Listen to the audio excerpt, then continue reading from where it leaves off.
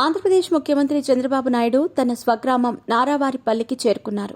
సోదరుడి కర్మక్రియల్లో పాల్గొనేందుకు కుటుంబంతో సహా ఆయన చిత్తూరు జిల్లాలోని స్వగ్రామం వెళ్లారు. ఇటీవల కన్నుమూసిన చంద్రగిరి మాజీ ఎమ్మెల్యే నారా రామ్మూర్తి నాయుడి కర్మక్రియలు గురువారం జరగనున్నాయి. ఈ కార్యక్రమంలో పాల్గొనటానికి బుధవారం రాత్రి 7:30 గంటలకు చంద్రగిరి మండలం నారావారిపల్లి గ్రామానికి చేరుకోగా కుటుంబ సభ్యులు, టీడీపీ నాయకులు స్వాగతం పలికారు. హైదరాబాద్లో నివసించే చంద్రబాబు సోదరుడు నారా రామ్మూర్తి నాయుడు అనారోగ్యంతో ఆసుపత్రిలో చేరి చికిత్స పొందుతూ ఈ నెల 16వ తేదీన మృతి చెందిన విషయం తెలిసిందే.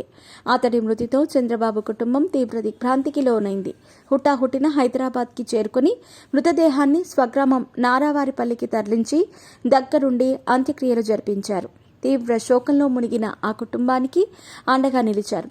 సోదరుడి కుమారుడు నారా రోహిత్ అతడి కుటుంబ సభ్యులకు ధైర్యం చెప్పారు. ఈ క్రమంలోనే సోదరుడు రామ్మూర్తి నాయుడు కర్మక్రియ గురువారం నిర్వహించనున్నారు. ఇప్పటికే నారావారిపల్లిలో ఏర్పాట్లు పూర్తయ్యాయి.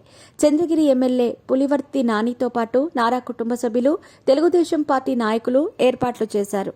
కర్మక్రియ కార్యక్రమానికి మంత్రులు, ఎంపీలు, ఎమ్మెల్యేలు, ఎమ్మెల్సీలు కూడా హాజరయ్యే అవకాశం ఉంది.